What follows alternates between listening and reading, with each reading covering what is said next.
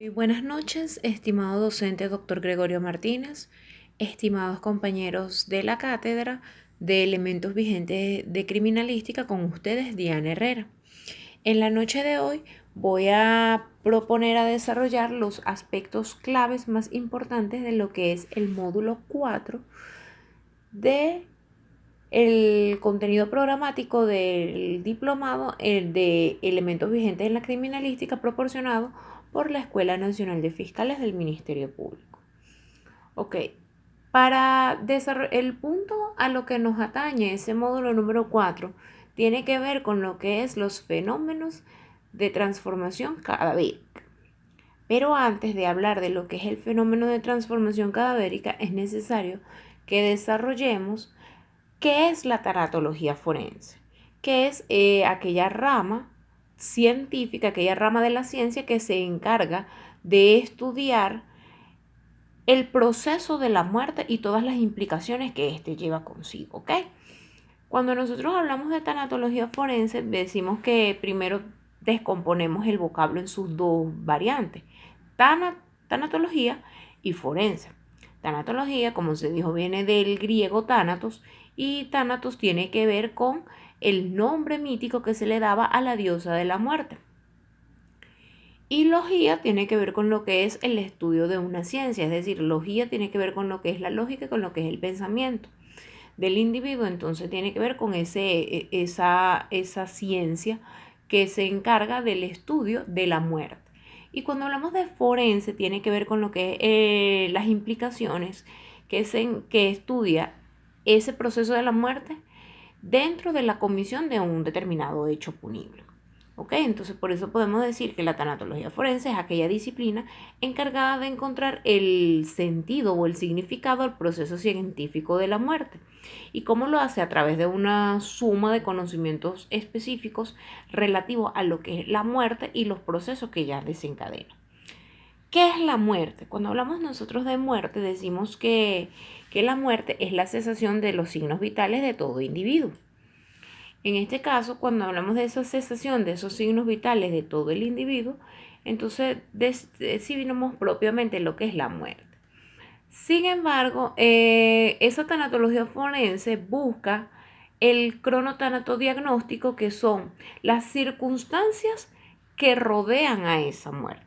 Y una vez que se ha obtenido ese cronotanatodiagnóstico, es que vamos a adentrarnos propiamente en lo que es los fenómenos de exposición cadavérica y la importancia que estos tienen dentro de lo que es la medicina legal y la criminalística. ¿Ok? Cuando hablamos de muerte, en el sentido, ya como les mencionaba, se refiere a la cesación de los signos vitales de todo individuo. Debemos desarrollar las fases que le anteceden. Primero que todo, decimos que hablamos de la agonía, luego hablamos de la muerte clínica y luego de la muerte biológica. Cuando hablamos de la agonía, decimos que es aquella fase en la cual se presentan signos característicos en la persona en momentos previos a su muerte. La muerte biológica decimos que es la cesación de las funciones de los sistemas circulatorios, de los sistemas nerviosos y del sistema cardiovascular, del sistema respiratorio. Y en el caso de lo que es la muerte biológica es cuando ya hay total cesación de los signos vitales de ese individuo. ¿Ok? Ya una vez aclarado el punto de lo que es la muerte y de lo que son los signos vitales, es necesario desarrollar cuáles son esos fenómenos de exposición cadavérica o esos fenómenos de transformación cadavérica que puede sufrir un cuerpo en ese espacio de tiempo posterior a la muerte. Decimos que primero que todo, existen muchas clasificaciones, desde un punto de vista médico, desde un punto de vista de la criminalística, pero en el caso de los fenómenos de exposición cadavérica que nos interesan a nosotros desde el punto de vista de la criminalística y desde el punto de vista de la medicina legal, se clasifican en dos tipos. En primer lugar, hablamos de fenómenos de exposición cadavérica tempranos. ¿Qué quieren decir esto? Que son aquellos que se manifiestan, si se quiere, de manera inmediata a la muerte. Dentro de estos fenómenos tenemos lo que son la lividez cadavérica, el enfriamiento cadavérico, la rigidez cadavérica, los espasmos cadavéricos y la deshidratación cadavérica. Y tenemos, paralelamente a esto, decimos que tenemos fenómenos tardíos, que ya una vez ocurrida la muerte, que decimos que existen ciertos fenómenos tardíos que se manifiestan de manera posterior a esto. Estos fenómenos se clasifican en dos tipos: fenómenos destructores y fenómenos conservadores. ¿Ok? Dentro de los fenómenos de exposición cadavérica tempranos, decíamos que el primero de estos es la lividez y posterior a ella tenemos el enfriamiento. Cuando hablamos de la lividez, decimos que una vez que la persona muere, la sangre, ¿verdad?, tiende a depositarse en aquellos tejidos en razón de la posición en que se encuentre el cadáver. Es decir, por efecto de la gravedad, recuerden que cuando hablamos de la gravedad quiere decir que todo cae, entonces la sangre va a tender a depositarse en las partes en donde se estuviese ejerciendo presión, en razón de la posición en que fuese encontrado el cadáver al momento de haber sido hallado. Con esta lividez nos permite establecer lo que es el tiempo de la muerte y la posición, por supuesto, del cadáver. Cuando hablamos del enfriamiento cadavérico, decimos que tiene que ver por lo que es el cese de la actividad metabólica del individuo. ¿Por qué? Porque a medida que va avanzando, si se quiere, el periodo, o en este caso las horas después de ocurrida la muerte, se va produciendo un enfriamiento progresivo del cadáver hasta que alcance la temperatura ambiental. Decimos que este enfriamiento tiene una importancia ya que permite hacer un diagnóstico de lo que es la muerte y el intervalo que ha ocurrido de tiempo después de la muerte. Tenemos la rigidez, o lo que comúnmente conocemos como rigor mortis. Es ese estado de dureza o tiesura que sobreviene a la muerte. Entonces, esta rigidez se origina luego de 3 horas de ocurrida la muerte y desaparece entre las 12 y las 15 horas de la muerte. No debemos confundir esa rigidez con otro fenómeno de exposición cadavérica, que es el espasmo. El espasmo tiene que ver con lo que es la persistencia del cadáver en la posición que éste tenía antes de morir. En este caso decimos que en el caso de los espasmos vemos que se producen en muchos casos cuando son muertes debidas a traumatismos, debido a accidentes, debido a lo que es enfermedades cardiovasculares, entre otras cosas. ¿Por qué? Porque el músculo va a tender a asumir la forma que tenía antes de morir. Y por último tenemos lo que es la deshidratación. Decimos que la deshidratación se produce por lo que es la pérdida de los líquidos y que se manifiesta a través del ojo.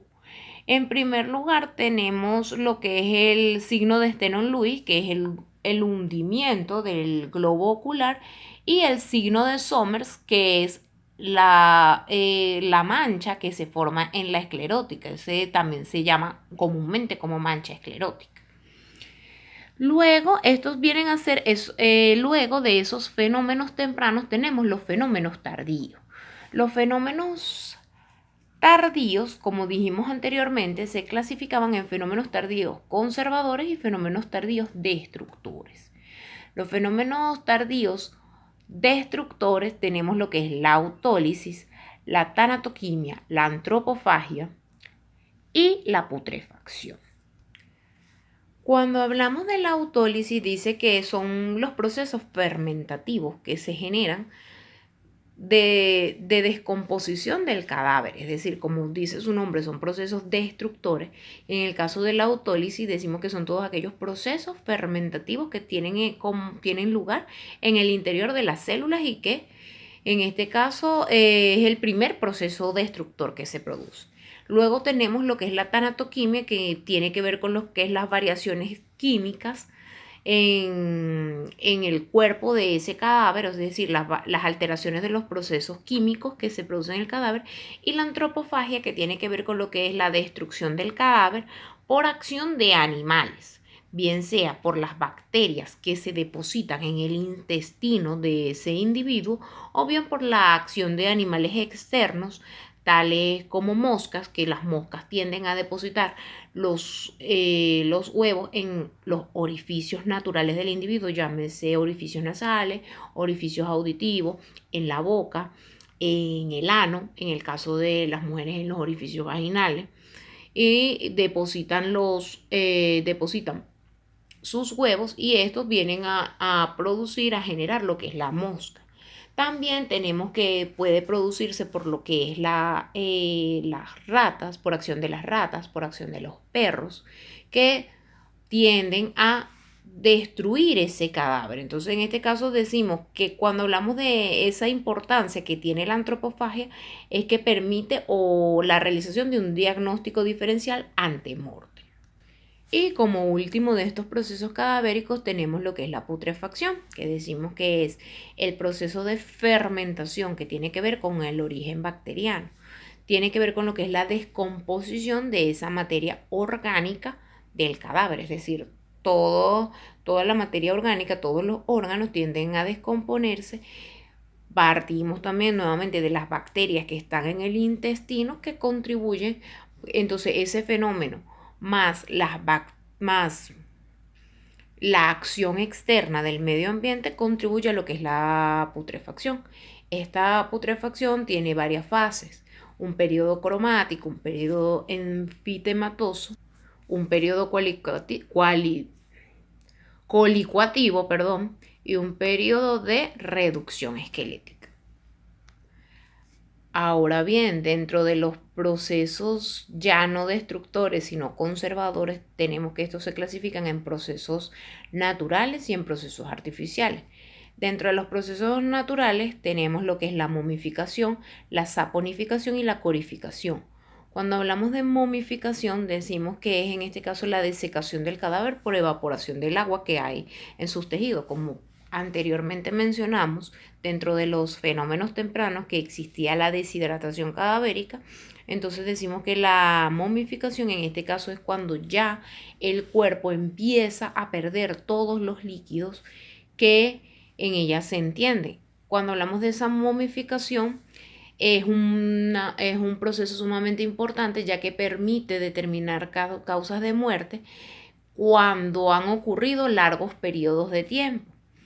La saponificación tiene que ver con lo que es la formación de una costra, por así decirlo, una capa grasa viscosa, jabonosa, pudiera decirse, entonces que tiende a ser granulosa de color gris. Entonces ella va formándose desde adentro hacia afuera. Pero luego esa capa, eso ocurre entre las 3 y 4 meses posteriores a la muerte. Pero luego esa capa se forma en una costra dura. Y cuando hablamos de la corificación decimos que esa capa que se forma, pero en este caso es más dura que la que se forma en el caso de la saponificación, porque es como si fuese un cuero curtido. Entonces, se dice que la corificación se produce cuando son cadáveres que han estado encerrados durante largo tiempo o han estado contenidos en cualquier recipiente. Y por último tenemos los fenómenos artificiales, los fenómenos conservatorios artificiales, que en ellos desarrollamos lo que es el embalsamamiento y la refrigeración. El embalsamamiento, bueno, data desde los antiguos egipcios, que ellos en este caso extraían las vísceras de ese cadáver y luego de extraer las vísceras del cadáver, ellos procedían a colocar sustancias químicas, luego la introducían nuevamente en el cadáver y después de que la introducían en ese cadáver, procedían a untar el cuerpo con aceites y sustancias y después lo exponían al medio ambiente para que se terminara de realizar el proceso.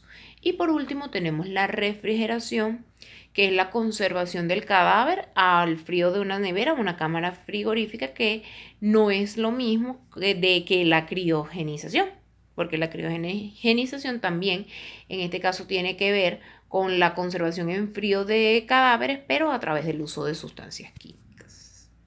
Bueno, esta ha sido la primera parte de mi intervención.